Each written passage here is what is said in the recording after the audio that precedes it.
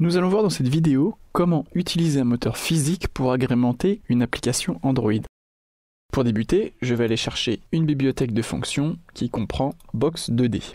Pour ce faire, je vais chercher libgdx sur Google, me rendre sur Google Code, aller chercher l'adresse du SVN pour aller l'importer dans Eclipse. Donc je vais faire Fichier, Importer, SVN. Je vais ici taper l'adresse, récupérer GDX.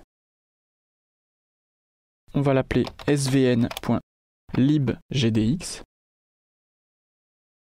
L'importation est en cours.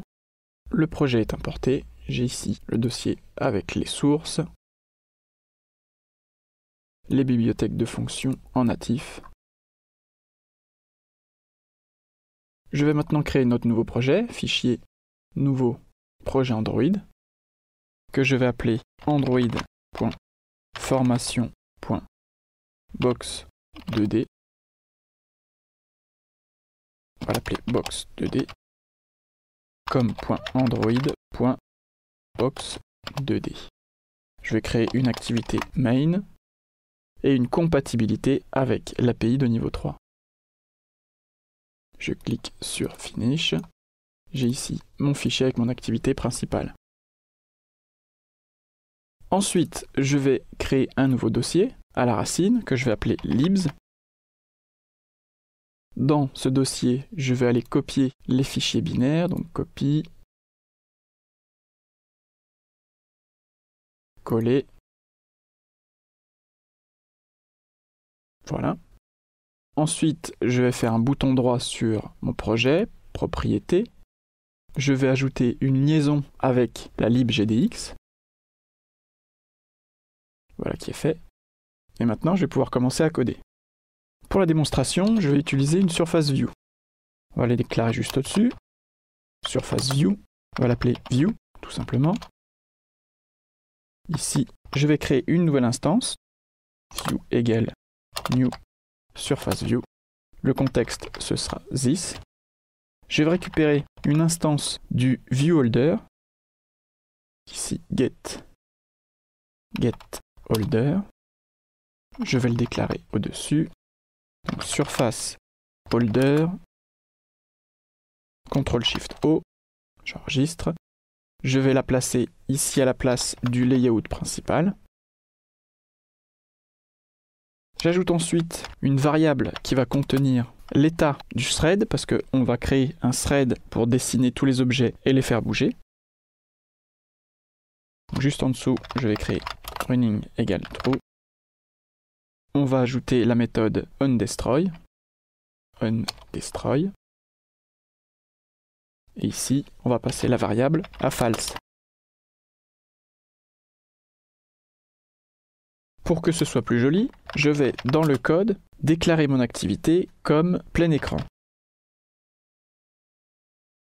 Pour ce faire, j'ajoute une fonction que je vais appeler setFullScreen, qui va prendre comme paramètre mon activité principale. Je vais utiliser la fonction requestWindowFeature en indiquant ici window feature notitle pour faire disparaître le titre. Ensuite, je vais supprimer le background, le fond de ma fenêtre. Donc set background drawable, je vais lui indiquer nul. En dessous, get window, je vais définir les drapeaux, set flag, et je vais lui indiquer ici le mode plein écran.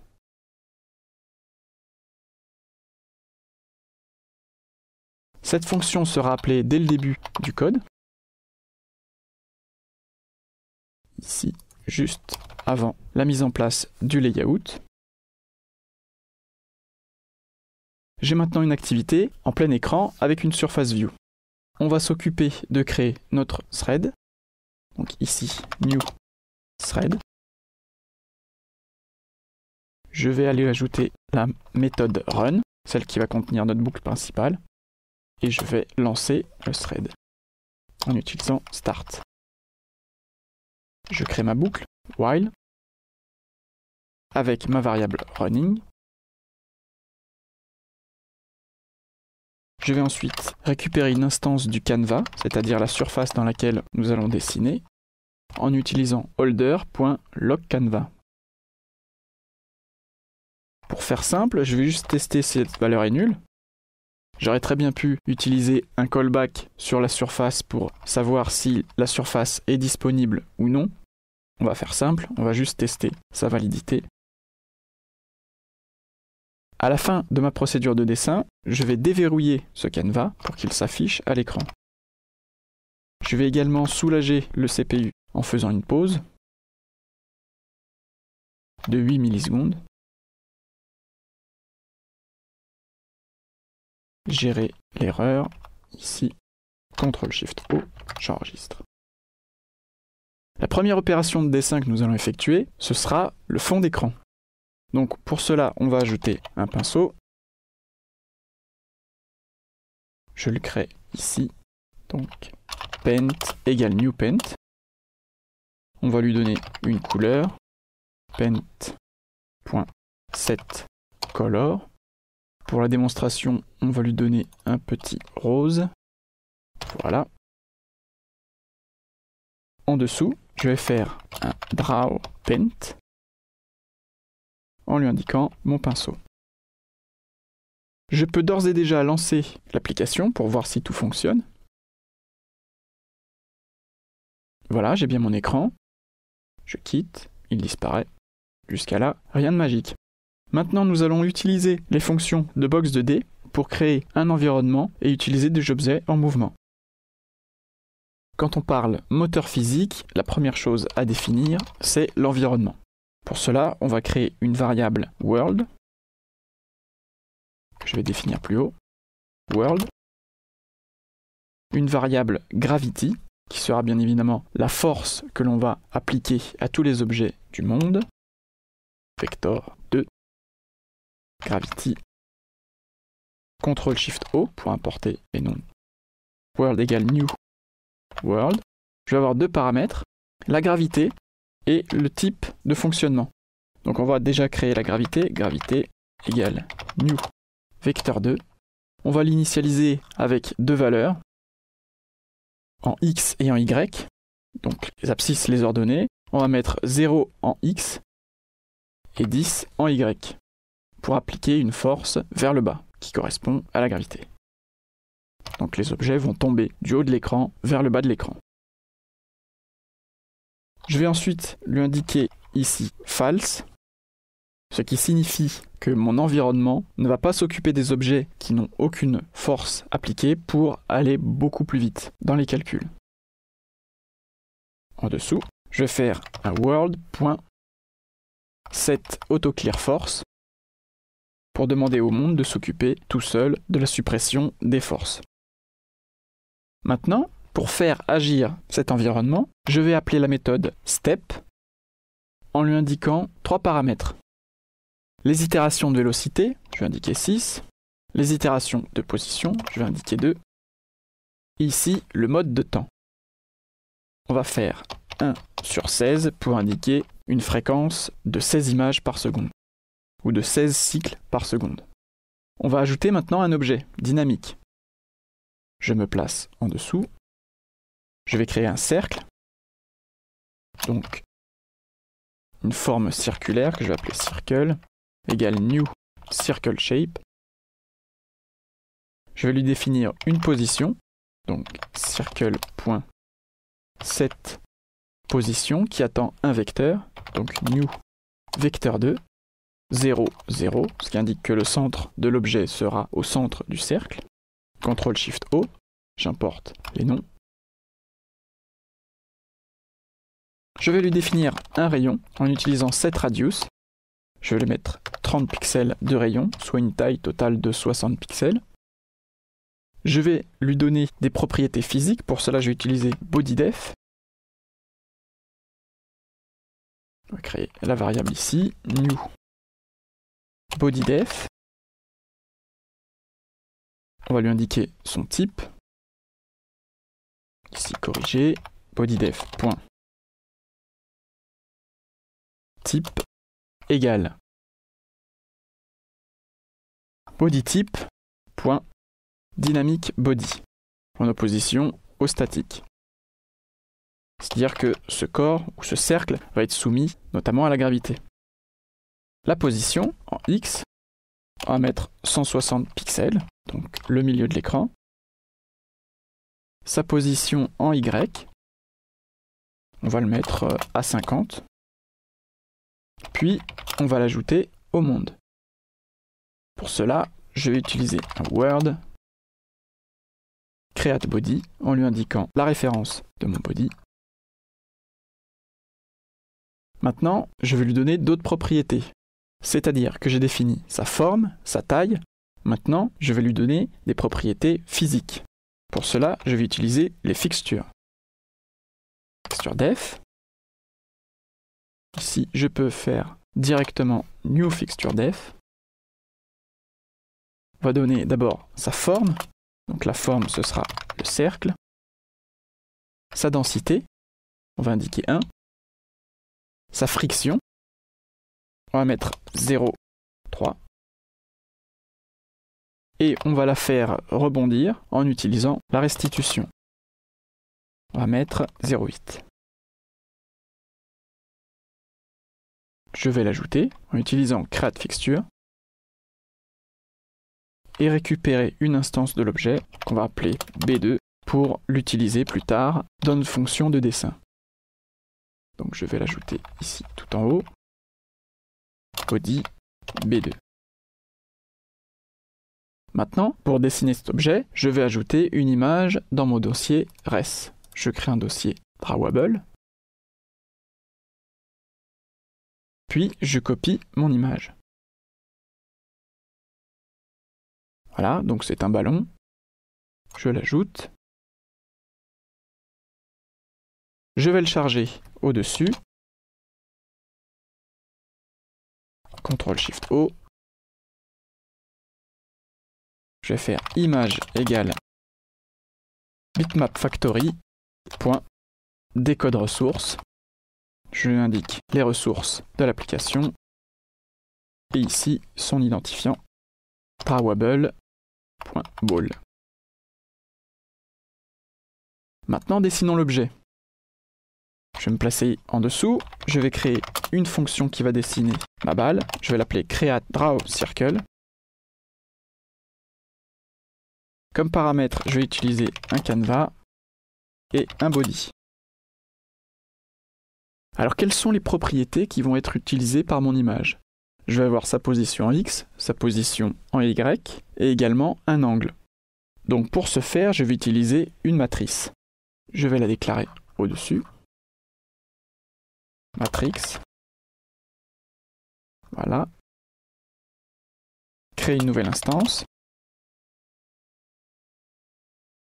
Importer les noms. La première chose à faire va être de remettre à 0 ses propriétés. Puis effectuer une rotation en utilisant post-tat. Récupérer l'angle de mon cercle, qui est en radian. Je vais le transformer ici en degrés.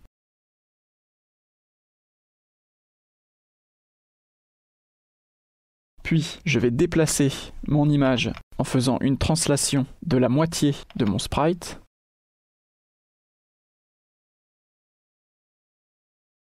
Ce qui signifie que mon point pivot pour la rotation va être au centre du ballon. Sans quoi, ma rotation risque d'être en haut à droite, et ce ne serait pas vraiment joli pour la démonstration. Puis, je vais faire une translation, cette fois-ci, sur la position de l'image, pour pouvoir la placer correctement sur mon écran. Donc je vais faire un getPosition.x, et ici, un body.getPosition.y. Il ne me reste plus qu'à le dessiner sur le canevas en utilisant la méthode drawBitmap. Je lui indique mon image, ma matrice, le pinceau que l'on va mettre à nul. Puis, dans ma boucle, dessiner mon ballon grâce à la variable que nous avions récupérée au-dessus. J'enregistre, puis je lance le programme. Voilà mon ballon qui chute, qui est soumis uniquement à la gravité. C'est pas super visuel. Nous allons ajouter des bords sur le dessus et les côtés et le dessous de l'écran pour qu'elle puisse rebondir librement. Je vais me replacer dans mon code, créer un tableau qui va contenir les coordonnées de mes murs. Donc on va utiliser comme deux premiers paramètres la position en X et en Y des murs. Les deux paramètres suivants seront la taille en X et en Y de ces murs. Donc vous voyez que le premier va débuter en haut à gauche. Il va être d'une longueur totale à la taille de l'écran. Et on va lui donner 5 comme épaisseur. Le deuxième, ce sera le mur à gauche. Donc il va commencer tout en haut à gauche. Et il aura une taille en Y qui sera la largeur de l'écran. Les deux murs suivants seront celui de droite, puis celui du dessous. Pour ajouter les murs dans notre environnement, on va créer une boucle qui va aller chercher chaque propriété du tableau et en créer un objet dans notre monde. Donc une boucle relativement simple.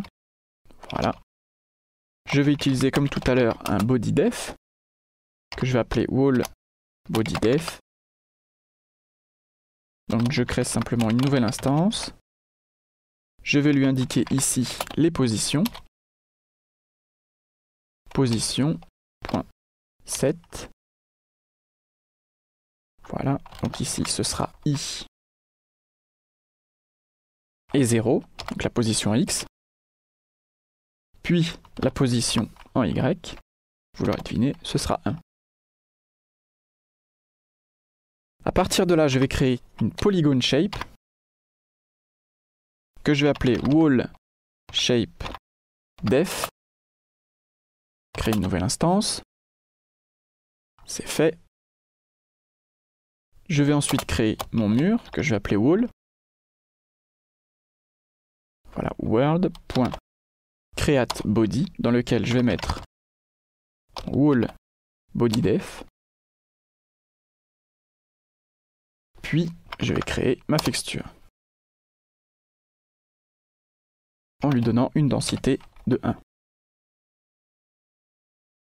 Voilà, maintenant je vais indiquer la taille de cette ligne, de ce polygone, en utilisant cette box. Je vais copier-coller ici les dimensions et juste changer les index. Donc ce sera 2, puis 3. Maintenant, je peux lancer ma démonstration.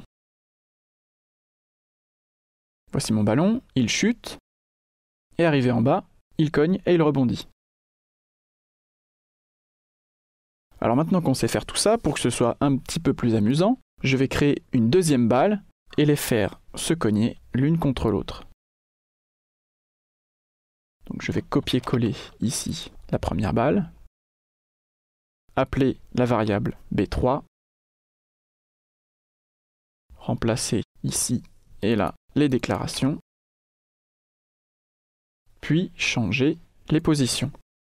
Donc on va la décaler un petit peu vers la gauche et la placer en bas de l'écran. On va déclarer notre variable B3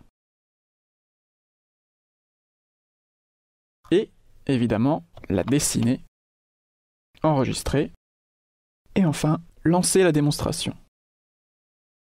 Je replace l'émulateur. Voici les deux ballons. Les deux chutent, ils se rencontrent et patatras, ils rebondissent. Donc après, selon vos besoins, vous pourrez jouer sur les propriétés du monde, créer des murs, des formes différentes, des carrés, des ronds, des rectangles. Laissez parler évidemment votre imagination et vos compétences en la matière. Et n'oubliez pas que le plus important, c'est de vous amuser.